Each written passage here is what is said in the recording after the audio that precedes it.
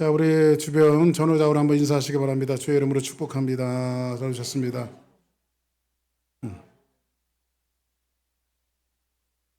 자, 한번 따라하겠습니다. 편견을 넘어서. 편견을 넘어서. 자, 오늘 저는 여러분들과 함께 봉독한 그 사도행전 10장, 우리 편의상 9절부터 15절까지만 읽었지만은 이게 48절까지 돼요. 전체적인 말씀을 가지고 10장에 나와 있는 내용을 가지고 함께 여러분들과 편견을 넘어서라고 하는 타이틀을 가지고 함께 은혜를 나누고자 합니다. 사도행전은 누가가 썼습니다. 누가에 의해서 성령의 감동함을 받아서 누가에 의해서 사도행전이 쓰여졌는데, 사도행전은 1장서부터 28장까지가 있어요. 그런데 사도행전에서 신학자들이 세 가지 사건을, 대표적인 사건을 뽑으라면 무엇이 있느냐, 여러 가지 사건들이 많이 나오지만은 아주 빅 이슈가 되는 세 가지 사건을 학자들이 이야기했는데, 그 첫 번째는 뭐냐면 오순절 마가다락방에 성령이 임재하신 사건이에요. 그래서 이제 그들이 전심으로 하나님 앞에 기도할 때 하늘이 열리고 불이 혀같이 갈라지는 성령의 역사를 통해서, 이 성령의 역사함을 통해서 이 땅에 태동되어진 것이 뭐죠? 교회가 탄생이 되어졌어요. 할렐루야. 그래서 이 교회가 탄생이 되어지면서 하나님의 복음이 세상으로, 그 성경은 뭐라고 말하죠? 오직 성령이 너희에게 임하시면 너희가 권능을 받고 예루살렘과 온 유다와 사마리아와 땅끝까지 이르러 내 증인이 될 것이다. 해서 첫 번째 사건을 오순절 마가다락방에 임했던 성령의 놀라운 사건들을 이야기하고 있고요.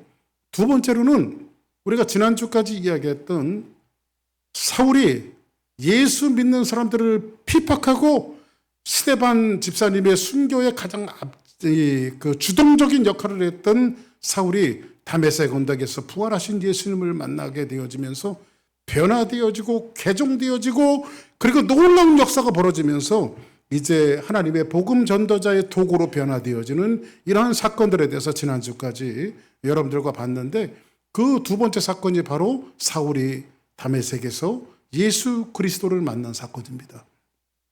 그리고 마지막 세 번째 학자들이 뽑았던 그 중요한 이슈가 되어지는 사건이 어떤 것이냐, 여러분들은 좀 아이러니할지 모르지만 오늘 본문 여러분들과 함께 봉독했던 사도행전 10장에 나오는 고넬료의 이야기, 이 말씀이 이방인이었던 고넬료가 성령 충만해서 신실하게 하나님을 섬기는 사람으로 변화되어졌던 그 이야기를 오늘 세 번째로 꼽았습니다. 그러면 성령이 임재하시고 사울이 예수님 다메섹에서 예수님을 만나고 고넬료의 이 사건 세 가지의 이 세 사건의 공통점이 있는데, 이 공통점은 뭐냐면 바로 복음이 이방으로 흘러갔다라고 하는 것이 이제 복음 이 세 가지 사건의 공통점입니다.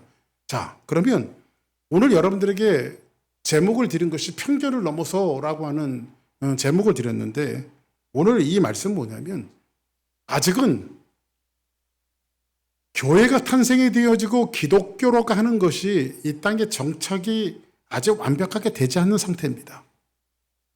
근데 복음은 지금 아직까지 어디에 머물러 있냐면 유대인들 안에 머물러 있습니다. 물론 핍박을 받고 흩어졌던 벨립이나 이런 평신도들을 통해서 에디오피아 내시에게도 복음이 증거되어지고, 캄캄했던 사마리아 땅에 복음이 증거되어지고, 기쁨이 회복되어지는 일들이 간간히 일어나고 있기는 하지만은 아직도 본격적으로 세상을 향해서 예수 그리스도의 복음이 전파되어지지 않고, 아직 복음은 어디에 머물러 있냐면 유대인들 가운데, 이스라엘 가운데 머물러 있습니다.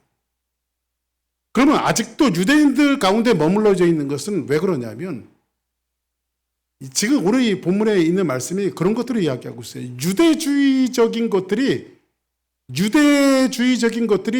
깨어지지 않으면 복음이 세상을 향해서 확산할 수가 없습니다.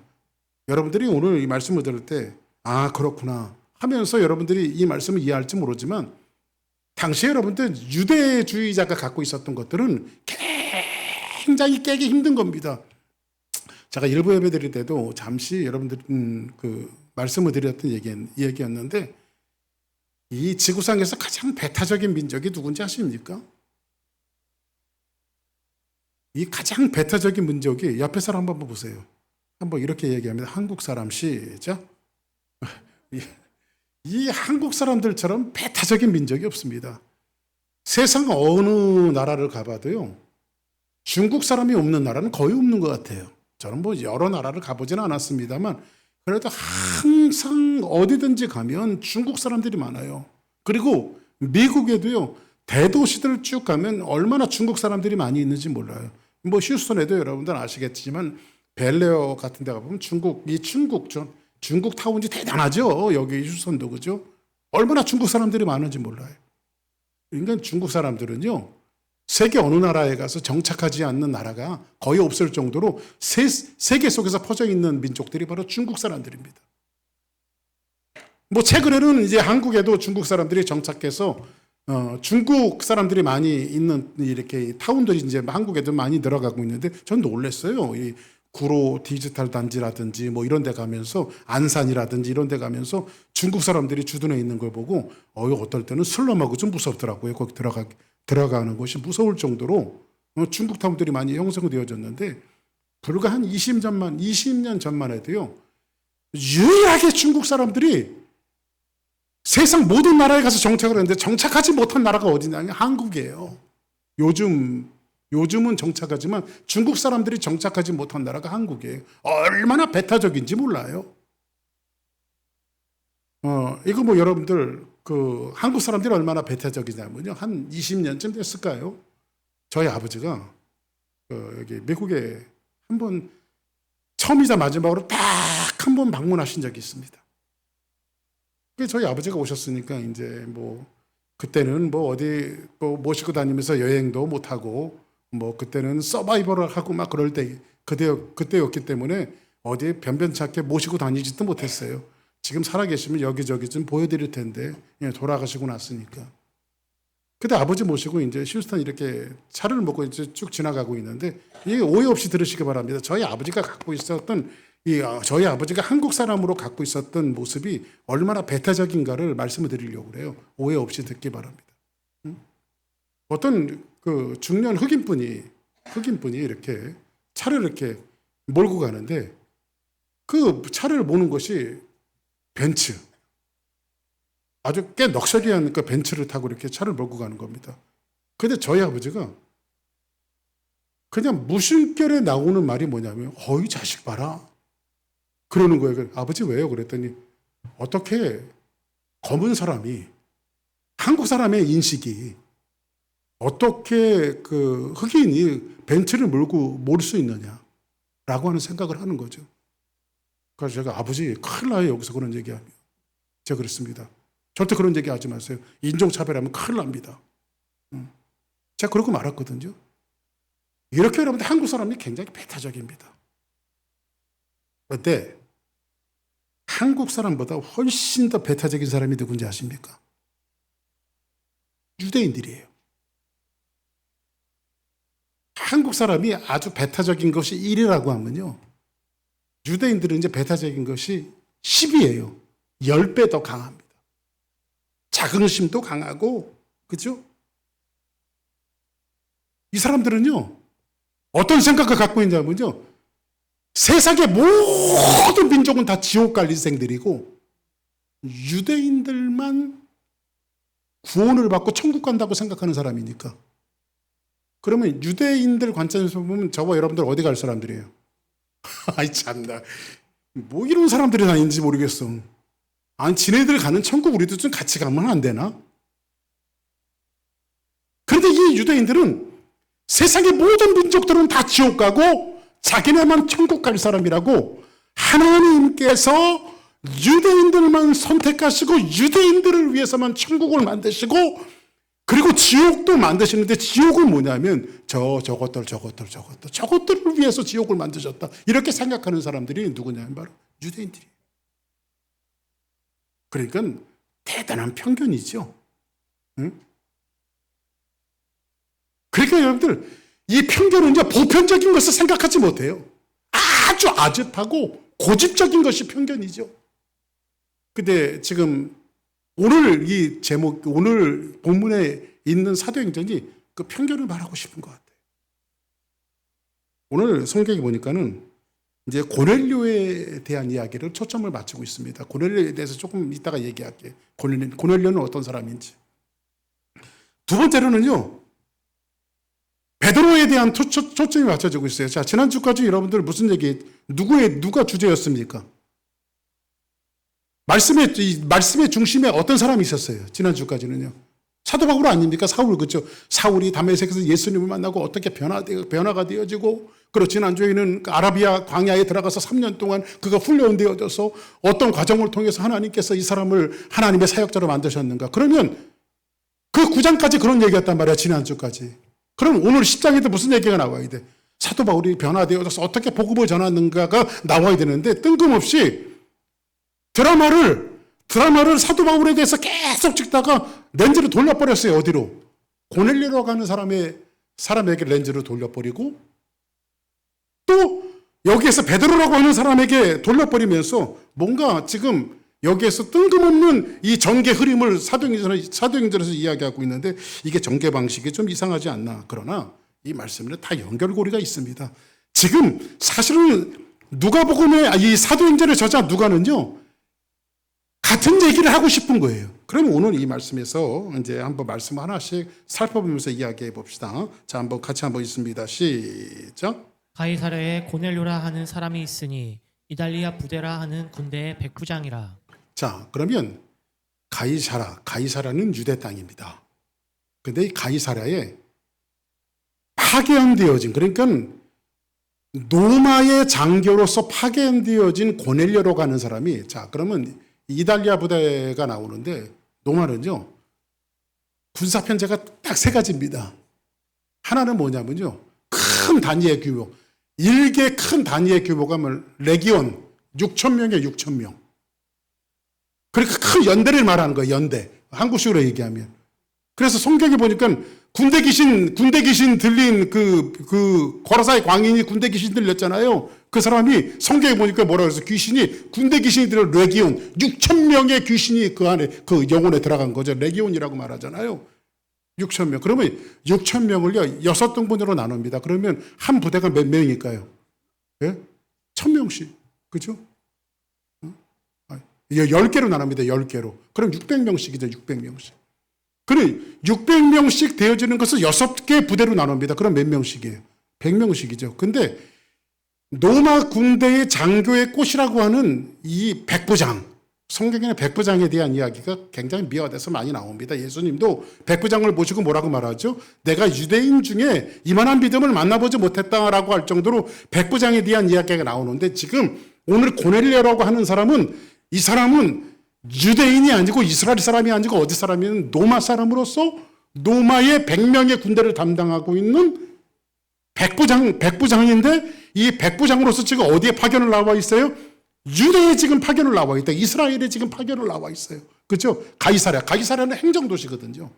근데 이 사람이 지금 어떻게 되어 있냐면, 이 사람은 어떤 사람이냐면, 이 사람을 같이 볼까요? 시작. 그가 경건하여 온 지방과 더불어 하나님을 경외하며 백성을 많이 구제하고 하나님께 항상 기도하더니. 고넬료로 가는 사람은 어떤 사람이냐면, 이 사람은 경건한 사람이에요. 여러분들, 우리 여기서 이제 나름 경건에 대한 그 정리를 해주고 있는데, 어떤 사람이 경건한 사람일까요? 자기 하나만 경건한 사람을, 의로운 사람을 경건한 사람이 아니라, 경건한 사람은 온 지방과 더불어. 이 고넬료라고 하는 사람은, 이 사람이 지금 이스라엘 사람이에요? 로마 사람이에요? 로마 사람이죠. 근데 이 사람은 이스라엘 사람도 아닌데, 이 사람은 유대인도 아닌데도 이 사람은 굉장히 경건한 사람이에요. 근데 이 경건한 사람으로서 이 사람은 어떤 사람이에요? 하나님을 경외하는 사람이에요. 제가 아까 말씀드렸죠. 제가 새벽 기도하면서 하나님을 경외하는 것에 대한 정의를 말씀드렸거든요. 하나님을 경외하는 게 뭘까요? 딱 세 가지입니다. 하나님을 경외하는 것은 세 가지인데, 한번 따라 합시다. 존경하고, 두려워하며.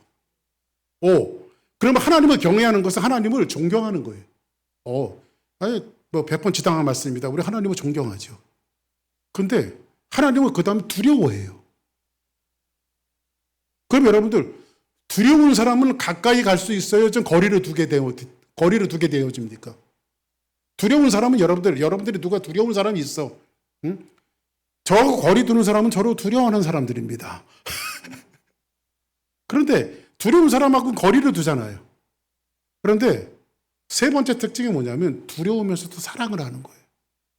그게 누구죠? 집안의 아버지 같은 존재들이죠. 저희 아버지는요, 세상 말씀이 없는 분입니다. 돌아가신 저희 아버지는요, 진짜 입에 맨 말씀 안 하셔갖고요, 술이 약주나 좀 한 잔 드셔야 그냥 이렇게 막 계속해서 말씀이 나오지. 저희 아버지가 약주 드시고 들어오는 날은요, 얘들아 일로 와라 그럽니다. 평생 말씀 안 하시는 분이 그냥 앉혀놓고 그냥 뭐 계속 얘기하시는 거예요, 저희 아버지가. 근데 저희 아버지가 세상 말씀이 없으신 분이에요. 그러니까 말 없는 사람들은요, 그 속에 뭐가 들어가 있는지 몰라요, 아무리 아버지라도. 그러니까 제일 사람이 파악이 안 되는 사람이 누군지 아십니까? 입에 말을 안 하는 사람들 있잖아요. 그러니까 저한테는 말을 많이 하시기 바랍니다. 여러분들 속을 좀 들여다보게. 할렐루야.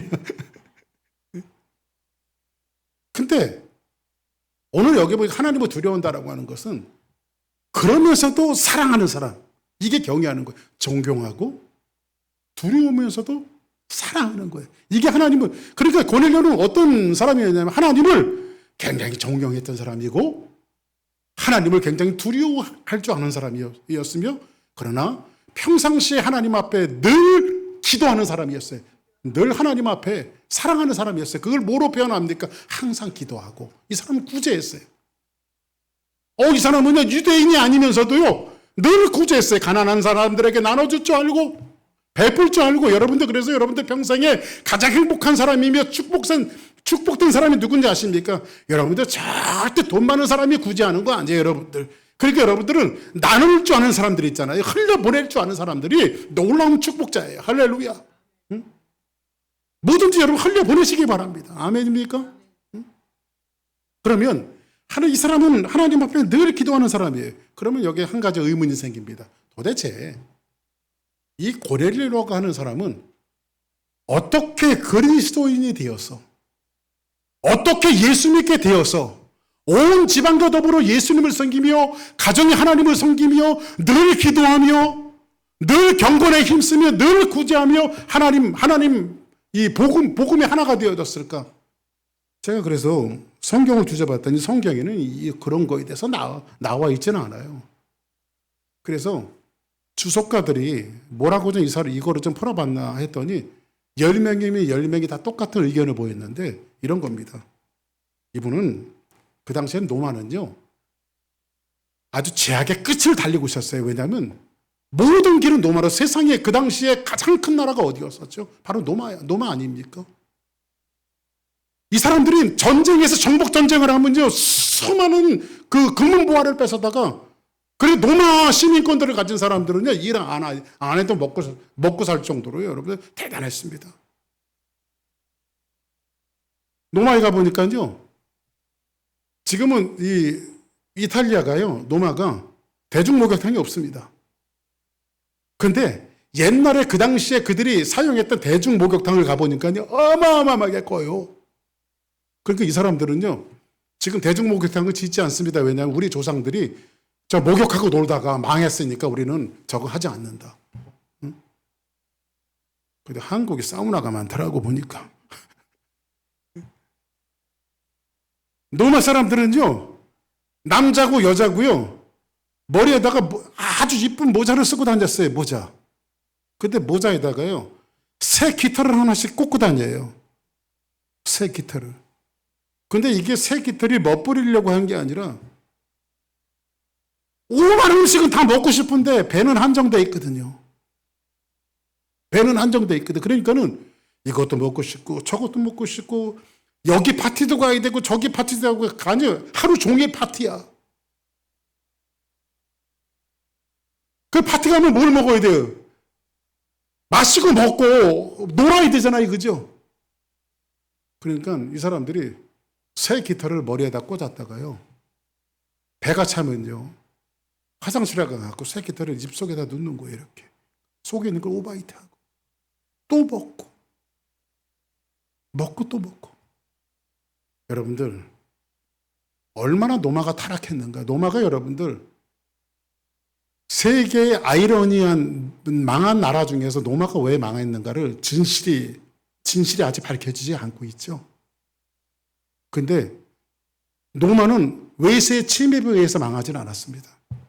근데 정평적인 학자들이 이야기하는 것은 뭐냐면 노마는 타락해서 망했다. 타락해서. 제약의 끝에 정점을 달리고 있는 나라가 어디냐면 바로 노마였어요. 근데 여러분들 사람들 마음속에 제약의 끝을 달리고 오다 보면 뭐가 일어납니까? 이런 사람이 있습니다. 아, 이러다 안 되는데 저거. 큰일 나는데.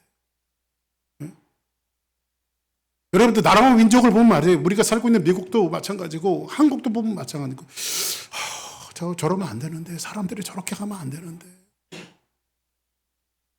여러분들 죄 짓는 것이 너무 악랄하지 않아요? 요즘에는요.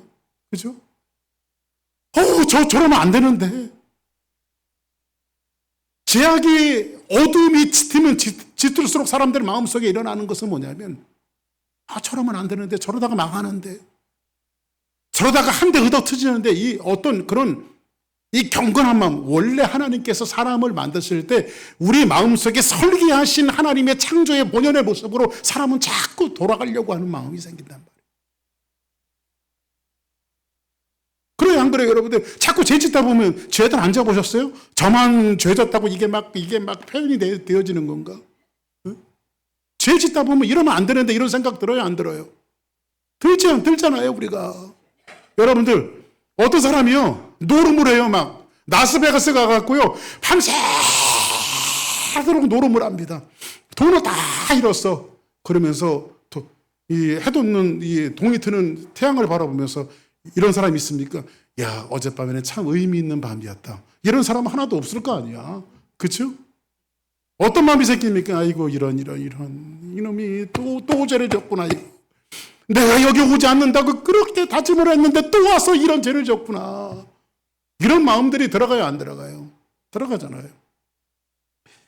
제약의 마지막을 달리고 있었을 때에, 제약의 끝을 노마가 달리고 있었을 때에 어느 날 고넬료라고 하는 사람이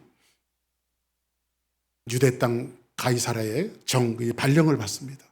그리고 발령을 받고 유대 땅에 딱 들어보니까 예수를 믿는 예수쟁이들이 굉장히 많이 있는데 이 사람들이 굉장히 경건한 삶을 살아가고 있는 거예요. 이 경건한 삶 속에 이렇게 심취돼서 한 발짝 한 발짝 들어가 봤더니 그분들은 누구를 따르고 있냐면 예수 그리스도를 믿고 있는데 그 예수 그리스도를 믿으며 영생을 얻고 구원을 받고 죄로부터 노임을 받고 성령 충만함을 받고 그러다가 그 예수님을 접하게 되어지면서 이 사람이 성령 체험을 하게 되어진 거예요. 누가? 고넬료가. 할렐루야. 응? 이 사람에게 하나님의 구원이 임했고 고넬료가 어떤 사람으로 변화되어졌어요. 온 집안과 더불어 하나님을 경외하며 백성을 만지 구제하며 하나님 앞에 항상 기도하는 사람으로 변화되어진 겁니다. 그리고 이 사람은 늘 구제에 힘쓰던 사람이에요.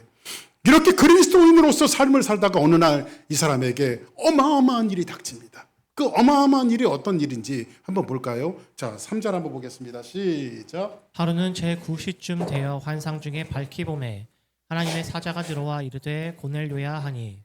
자, 하루는 제 9시기도 시간이 되어서 환상 중에 밝히 보며 고넬료에게 뭐가 보여요? 환상이 보여요. 여러분들, 우리에게 이제 물론 하나님께서 특별한 계시를 우리에게 환상을 보여주시고 그럴 때가 있는데 너무 환상 의존적 이런 신앙을 가지는 것은 좀 금물입니다. 왜 그러냐면 물론 하나님께서 특별히 그런 일들을 보여주시기도 하지만은 이 당시 목사님 성경에도 환상이 나오는데요. 이 당시에는요.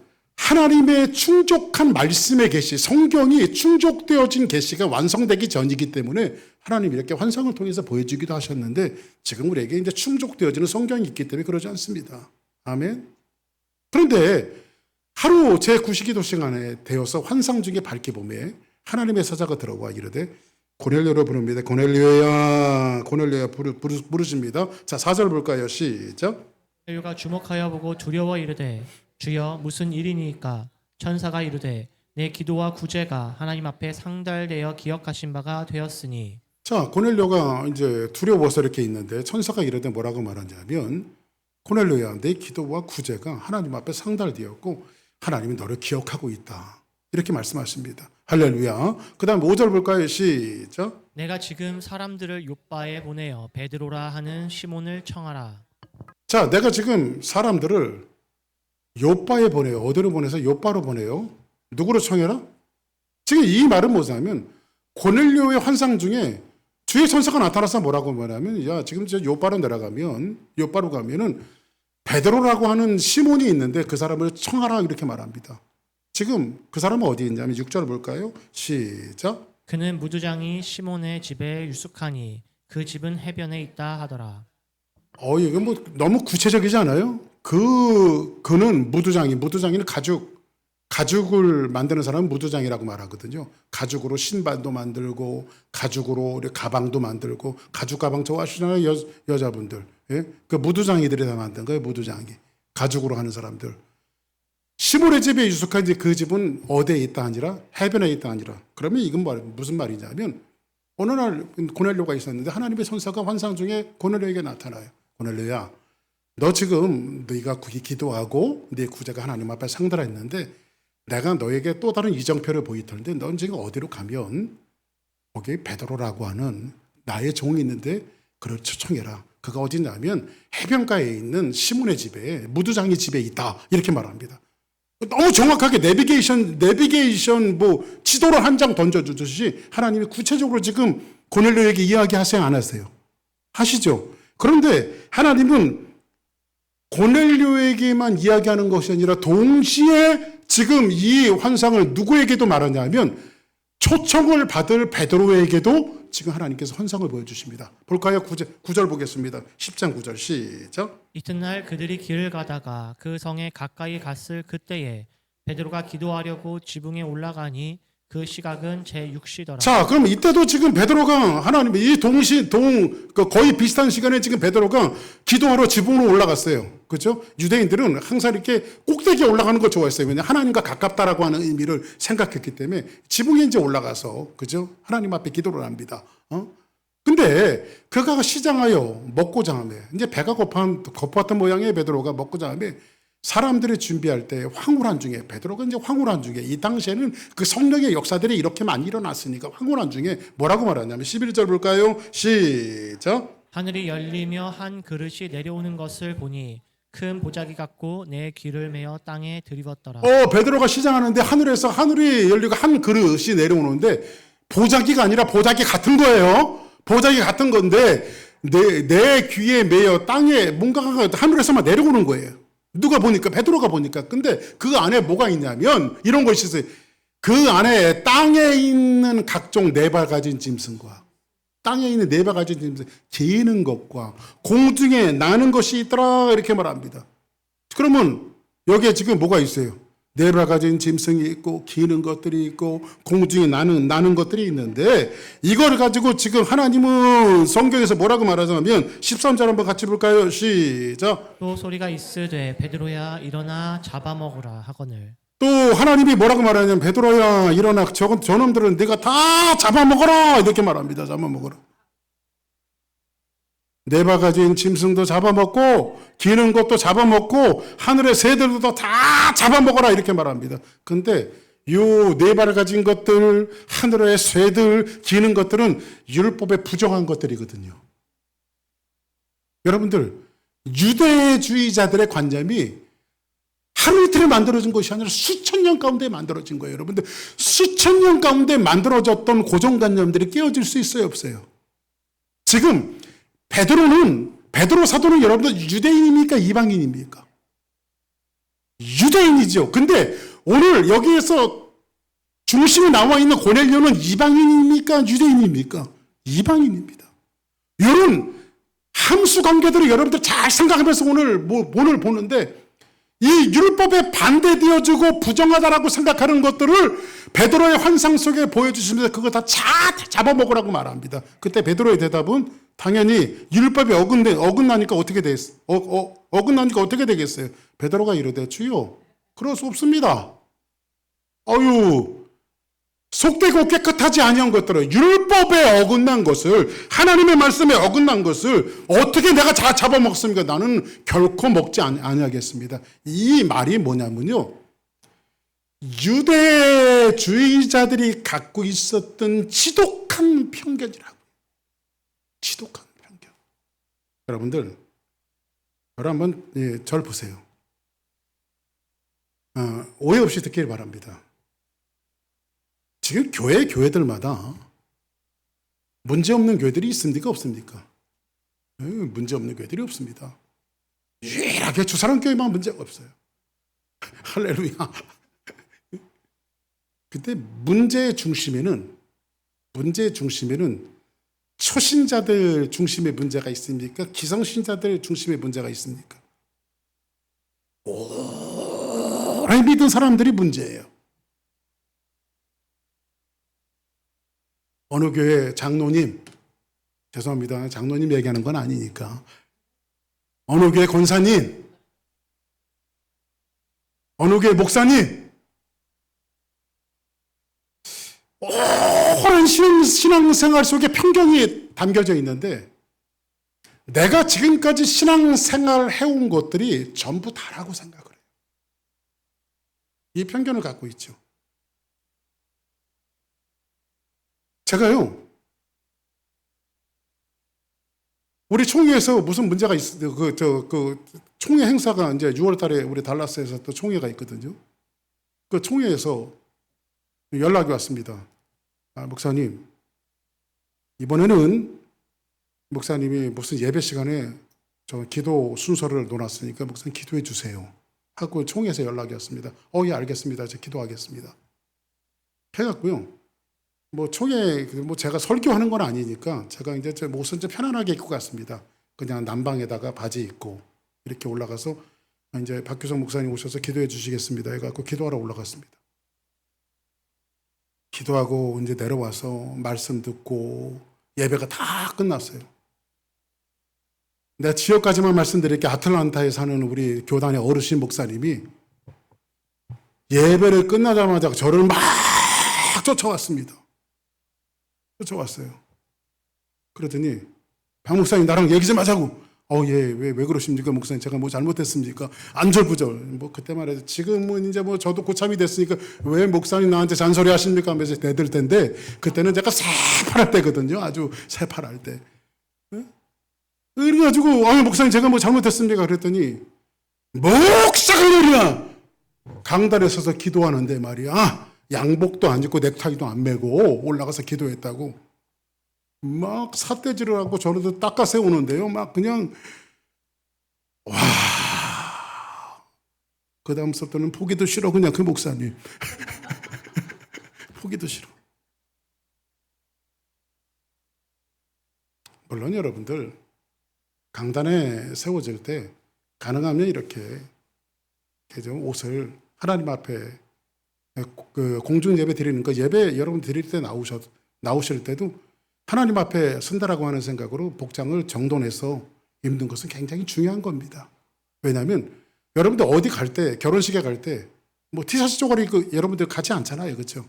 왜냐하면 티셔츠 쪼가리 입고 가는 건 그 결혼식에 대한 존중하는 것이 아니잖아요, 그렇죠? 여러분들 그 남의 초상집 가면서 하얀 옷 입고 하는 사람 봤습니까?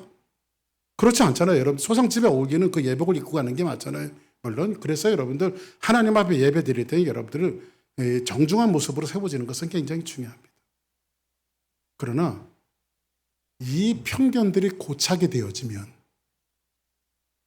그중에는 여러분들 그중에는 그런 것이 준비되어지지 않기 때문에 그중에는 여러분들 장례식에 가야 되는데 검은 양복을 살 돈이 없어갖고 그냥 남루한 모습으로 가시는 분들도 계실 거고. 근데 이게 고착이 되어지면 안 되잖아요. 옛날에 그런 재미난 예화가 있잖아요. 어떤 미국 교회에서 예배를 드리는데 백인들 교회입니다. 백인들 교회. 근데 어떤 흑인 중년 신사분이 어떻게 주일날 지나가다가 예배를 드려야 되는데 자기네 본 교회까지 가기까지 너무 시간이 걸릴 것 같아요. 그래서 막 할 수 없어갖고 가까운 교회를 찾아가서 주일날 예배 드리려고 딱 갔더니 앞에서 안내하는 백인 교인들이 딱 막더라는 거예요. 좀 미안하지만 우리 교회는 당신 같은 사람이 들어올 수 없습니다. 우리 교회는 백인들이 모여서 예배 드리는 곳이기 때문에 당신 같은 사람 들어올 수 없습니다. 그래서 이 흑인 중년 인사분이 그래도 예배는 드려야 되기 때문에 교회 문 앞에 서서 하나님 앞에 눈물을 흘리면서 예배를 드렸답니다. 그냥 두고 가서 어깨를 툭툭 두드리더래요. 그게 누구시냐 그랬더니 야, 내가 예수님이다. 내가 예수님이다. 근데 예수님 예배 드리는데 왜 예수님 바깥에 계세요? 아니 예배당에 들어가셔야지 예수님이 바깥에 계시냐고. 야, 나도 쟤네들이 막아서 못 들어간다. 그러시더래. 나도 쟤네들이 막아서 못 들어간다. 이게 편견이죠. 이게 편견이죠. 교회는요, 누구든지 다 들어올 수 있는 곳이 교회예요. 아멘. 여러분들이 주사원교를 섬기면서 한 가지는 분명히 알고 있어야 되는데, 교회는 이제 누구든지 다 들어올 수 있는 곳이 교회예요. 근데 오늘 상징적으로 베드로는요, 유대주의자들의 대표격으로 나서는 거예요. 지금 유대주의자였던 베드로가 깨지지 않으면 복음이 더 이상 확산될 수가 없어요. 왜냐하면 이 유대주의자는 기독교인이 되었어도 이 관념 속에는 율법적인 정신이 있기 때문에 복음이 확산되어지기 위해서는 이것이 깨지지 않고는요, 복음이 확산될 수가 없습니다. 제가 아까 교회의 문제의 중심에 기성교회 성도들이 있다라고 말씀드렸는데, 교회들마다 다 돌아다녀 보면 소신자들이 말썽 일으키지 않아요. 깨나 신앙생활 했다는 분들이 자기 나름대로의 모습을 가지고 교인들을 정지하고 주의 정도를 정지하고 교회의 모든 것들을 매니저하면서 자기가 옳다 이거지, 자기가. 근데 여러분들 그 하나님 심판을 안 받을 줄 알아요? 저는 교회들을 볼 때마다 너무 안타까운 것들이 많아요. 지금 휴스턴도 마찬가지고요. 교회 주인은 누굽니까? 주사랑교회 주인은 누굽니까? 박규성 목사 아니에요. 이 교회 주인은 예수 그리스도십니다. 아멘. 예수님이 이 교회 주인이에요. 아멘입니까? 오늘 여기에 보니까는 베드로가 이러되 주여 그럴 수 없습니다. 이게 유대주의자들의 모습이죠. 목사님, 우리 교회는 이런 사람은 들어올 수 없습니다. 제가요, 저희 어릴 때 저를 키워주신 그 목사님이 박승필 목사님이라고, 어릴 때부터 제가 그 교회에서 신앙생활을 했어요. 우리 어머니가 그 교회를 개척하고 목사님이 거기에 오셔서 이제 목회를 가장 오래 하시고 연로하셔서 은퇴하신 분 박승필 목사님이십니다. 이 목사님이 이제 은퇴를 하셨어요. 은퇴를 하셨는데 이제 두 번째 2대 목사님이 오셨습니다. 젊은 목사님이 오셨어요. 근데 교회에서 부흥회를 하는데 제가 이름도 안 잊어버려요. 주조 게스케. 일본 분인데 일본 목사님 이름이 주조 게스케라고 하는 목사님을 아주 영성이 대단한 분이더라고요. 제가 말씀 들어보니까.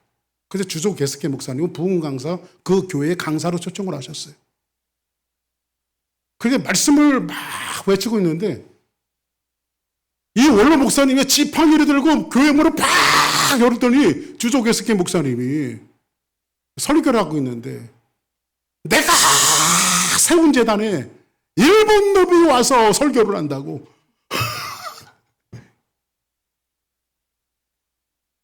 편견이죠. 그죠? 물론 감정은 있을 수 있지만, 역사적인 감정이 있을 수 있지만, 복음 안에서 우리는 다 하나가 되어져요. 할렐루야. 베드로에게 잡아먹어라. 근데 베드로에 대하면 그럴 수 없나이다. 율법에 금한 것을 나는 그럴 수 없나이다. 속되고 깨끗하지 아니한 것을 나는 결코 먹지 않겠습니다. 그때 뭐라고 말하죠? 또 두 번째 소리가 있으되 하나님께서 뭐라고 말하죠? 하나님께서 깨끗하게 하신 것은 내가 왜 속되다 하지 말아라. 하나님은 깨끗하다고 말씀하시는데 네가 왜 제다라고 네가 속되다 말하느냐. 앞으로 우리 주사랑교회는 하나님의 은혜 가운데 천년 만년 대대로 이어지면서 하나님의 복음을 증거할 건데 우리가 후대에게 물려줄 자산들이 뭔지 아십니까? 편견을 넘어서는 겁니다. 아멘. 우리 교회는 이제 젊은이들도 와야 되고 나이 드신 분들도 와야 되고 주일 학생도 모여야 되고 또 미국 사회에 있다 보니까 다민족이 되어져서 이 다른 민족도 와야 하고 에시안도 와야 되고 아메리칸도 와야 하고 아프리카 사람도 와야 하고 교회의 성장의 속도에 따라서 여력만 있다면 해야 되지 않겠어요? 그런 일들을 교회가 뭐를 위해서? 복음을 위해서. 이것이 오늘 하나님의 말씀을 우리에게 전해주는 겁니다. 여러분들 얼마나 편견이 무서운지 아십니까? 어느 광장에서 첼로하고 바이올린을 연주합니다. 그리고 앞에다가 기부 바구니를 하나 놨어요. 근데 사람들이 시큰둥해갖고 사람들이 많이 다니는 광장인데 시큰둥해갖고 사람들이 모이지는 않아요. 사람들이 모여야 기구도 할 텐데. 그랬더니 이내 바이올린하고 첼로 같은 사람이 이걸 놓더니 뒤에다가 프랭카드 이런 배너를 하나 달았습니다.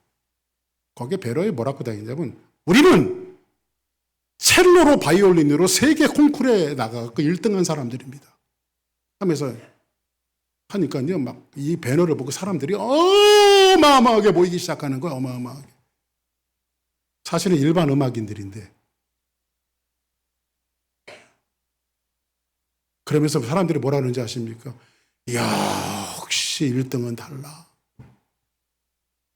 개그 콘서트에서 그런 얘기를 하더라고요. 1등만 기억하는 더러운 세상. 그렇죠?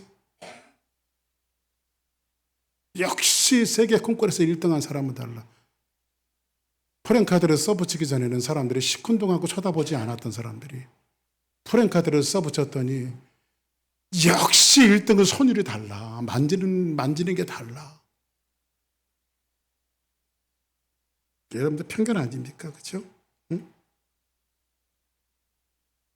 유대인들은 아까 제가 말씀드렸죠. 어떤 편견을 갖고 태어났다고요? 자기네들만 천국 가고 다 지옥 간다고. 자기네들만 하나님의 백성이고 나머지는 다 하나님의 백성이 아니라고. 그런데 유대주의의 대표였던 베드로가 깨지지 않으면 복음은 세상으로 확산할 수가 없습니다. 지금 하나님은 어떤 작업을 하고 계시죠? 베드로를 통해서 유대인에게, 사도 바울을 통해서 이방인에게. 지금 하나님은 복음을 준비하고 있는데 지금 기독교의 중심에, 명실상부하게 중심에 있는 인물은 누굽니까? 베드로 아니겠어요? 베드로? 그죠? 그러니까 베드로가 신학적으로 하나님이 어저스트하지 않으면 이게 후에 굉장히 큰 문제가 생길 수가 있어요. 한번 성경 보실까요? 한번 10장 24절 같이 봅니다. 시작. 이튿날 가이사랴에 들어가니 고넬료가 그의 친척과 가까운 친구들을 모아 기다리더니 고넬료가 환상 본 대로 지금 베드로를 기다리고 있습니다. 그때 25절 볼까요? 25절. 자, 시작. 마침 베드로가 들어올 때에 고넬료가 맞아 발 앞에 엎드려 절하니. 지금 이제 양쪽의 환상을 보여줬어요. 고넬료에게도 베드로를 청하라는 환상을 보여줬고 베드로에게도 고넬료의 집에 가라고, 그렇죠? 하는 환상을 보여줘서 베드로가 이제 고넬료의 집에 갑니다. 자, 그럼 보세요. 제가 지금까지 여러분들 질문 하나 할게. 성령은 유대인들에게 임해야 합니까? 모든 사람에게 임해야 합니까? 이 사람들의 생각에는 유대인들에게만 임해야 합니다. 그런데 고넬료는 이방인입니까? 유대인입니까? 이방인입니다. 근데 어떤 역사가 벌어지냐면 베드로가 보는 앞에서 고넬료의 집에 갔더니 베드로 보는 앞에서 이방인의 집에 지금 어떤 역사가 일어나냐면 베드로가 이 말을 할 때에 성령이 말씀을 듣는 모든 사람에게 내려오시니 베드로가 지금 이게 어마어마한 것이 이게 지금 자기 어떤 이 지축이 흔들리고 있는 거예요. 신앙 자체가 흔들리고 있는 거예요. 성령 하나님은 유대인들에게만 임하는 줄 알았는데 와, 성령 하나님, 성령이 지금 누구에게 임하고 있습니까? 이방인, 고넬료의 집안 이방인들에게 성령이 임하는 겁니다. 보실까요? 45절 한번 볼까요? 자, 시작. 베드로와 함께 온 할례 받은 신자들이 이방인들에게도 성령 부어 주심으로 말미암아 놀라니. 베드로와 함께 온 할례 받은 신자들이, 유대인이라고 하는 증표가 뭐예요? 할례죠. 할례 받은 신자들이 베드로와 함께 왔어요. 그럼 딱 봤더니 저 사람들 할례도 받지 못한 이방인들인데 어떻게 성령이 임하지? 이런 역사가 지금 일어나요, 안 일어나요? 일어나죠. 46절 볼까요? 시작.